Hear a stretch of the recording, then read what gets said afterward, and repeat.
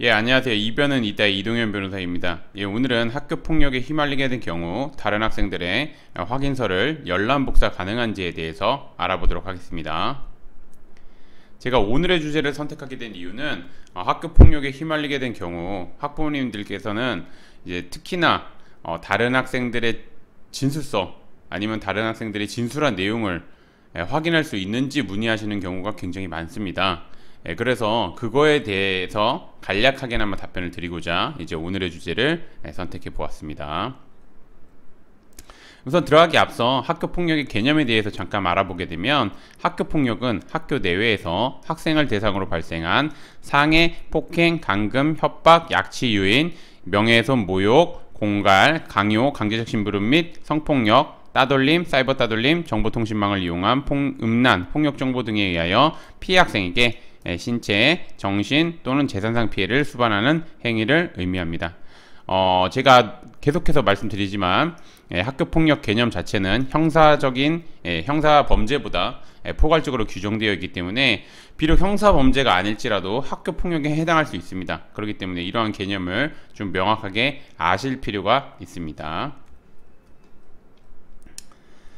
그럼 이제 오늘의 주제인 다른 학생들의 확인서, 다른 학생들이라 하면은 상대 학생뿐만 아니라 이제 목격한 학생들, 뭐 목격자라고 하는 목격한 학생들의 확인서를 받는 경우도 있는데, 이런 확인서를 열람 복사가 가능한지, 즉 확인할 수 있는지 한번 알아보게 되면, 우선 뭐 하나하나 쭉 알아보겠습니다. 학교 폭력이 문제된 경우 학교는 가해 학생, 피해 학생, 그 다음에 이제 목격 학생, 이 학생들은 뭐 가해 관련 학생, 피해 관련 학생이라 해가지고 이제 관련 학생들이라고 합니다. 관련 학생, 그 다음에 이제 목격 학생 등에 대한 확인서를 받은 뒤 이를 바탕으로 사안을 조사하게 됩니다.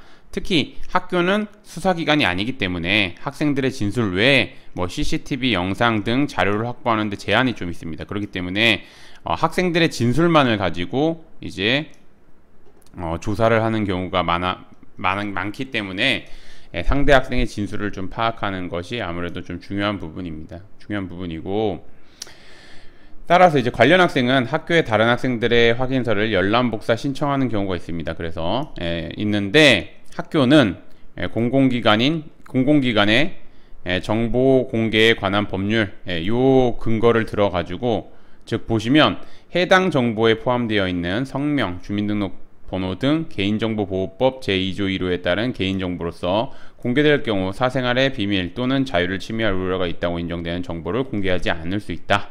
요 규정을 근거로 해가지고 이제 말 그대로 상대 학생의 진술서나 확인서 이런 거를 정보 공개 청구한 것에 대해서 거부합니다. 그래서 보시면 학교는 개인정보에 해당하는 학생 확인서에 대한 열람 복사를 거부하는 경우가 대부분입니다. 뭐 물론 이제 받아들여지는 경우도 있다고 보여질 수도 있지만 그냥 거의 안 받아들여진다고 보시면 됩니다.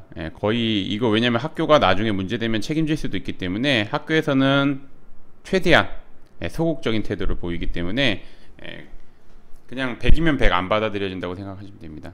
따라서 관련 학생은 학교폭력대책심의위원회에 참석 안내문, 그 다음에 학교폭력 담당 선생님, 학교폭력을 담당하는 선생님이 이제 각 학교마다 있습니다. 그 사안을 조사하는, 학교폭력이 문제된 경우 이제 사안 조사하는 선생님들이 있는데, 그 선생님과 대화를 하면서 이제 뭐 상대 학생이 주장하고 있는 거와 아니면 상대 학생의 진술 내용을 간접적으로 파악해야 됩니다. 그래서 파악한 뒤 상대방의 주장을 반박할 수 있는 자료를 확보해야 됩니다.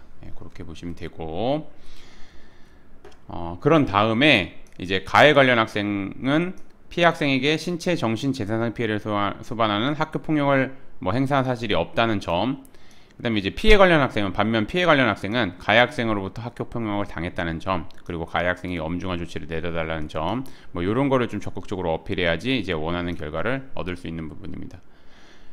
그렇게 보시면 되고, 제가 좀 다시 한 번만 좀 강조를 드리면 말 그대로 학생 확인서, 다른 학생들의 확인서 같은 경우는 개인정보에 해당하고, 개인정보에 해당하기 때문에 학교 같은 경우는 굉장히 소극적으로 이런 정보를 다른 사람들한테 보여주는데, 왜냐하면 나중에 책임져야 되기 때문에 보여주는데 매우 소극적인 태도를 보이고 있습니다. 그렇기 때문에 신청을 한다 하더라도 그냥 100이면 100 안 받아들여진다고 생각하시면 되고, 그러면 어떻게 상대 학생의 진술을 확인해야 되냐? 참석 안내문, 제가 강조드리면 참석 안내문, 그 다음에 이제 학교폭력 담당 선생님이랑 이제 아무래도 뭐 대화를 하거나 조사를 하면 이제 학교폭력 담당 선생님이랑 대화를 하거나 이렇게 되는데, 그 대화를 통해서 이제 간접적으로 상대방의 주장 내용을 확인해야 됩니다. 확인하고 그 상대방의 주장에 반박할 수 있는 자료를 확보해야 됩니다. 이런 게 중요하니까 그렇게 알고 있으시면 될 것 같습니다. 그래서 이제 뭐 오늘의 주제를 좀 정리하면, 뭐 제가 서두에서 말씀드렸듯이 이게 학교 자체는 수사기관이 아니기 때문에 진술을 위주로 판단하는 경우가 많고, 특히나 이제 뭐 상대 학생의 진술뿐만 아니라 목격한 학생들의 진술이 있으면 아무래도 목격한 학생들이 가해 관련 학생한테 유리하게 진술했으면 가해 관련 학생한테 좋은 결과가 나오고, 피해 관련 학생한테 뭐 유리하게 진술했으면 피해 관련 학생한테 유리하게 나오는 경우가 있는데, 이런 거를 이제 미리 알고 만약에 객관적인 자료가 있으면 준비를 해가지고 들어가면, 이제 말 그대로 목격한 학생들이 뭐 우리한테 비록 불리하게 그러니까 불리하게 적었을지라 하더라도 객관적인 자료를 들이밀면서, 이런 상황에서는 이런 일 때문에 그렇게 보였을 뿐이다, 하지만 이런 일이 있었던 거다 라고 이제 입증을 해야 되는 겁니다. 그렇기 때문에 그런 거를 파악하는 게 중요한데,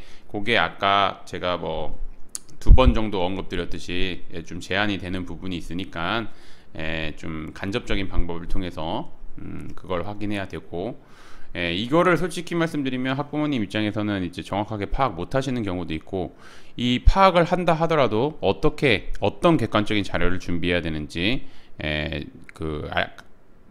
정확하게 모르시는 분들이 있습니다. 그렇기 때문에 제가 생각하기에는 만약에 이제 앞서 말씀드린 거를 이제 혼자서 잘 대응할 수 있으면 대응하시는 게 좋고, 만약에 그게 좀 제한이 된다면 변호사님의 도움을 받는 것이 필요하다고 생각됩니다.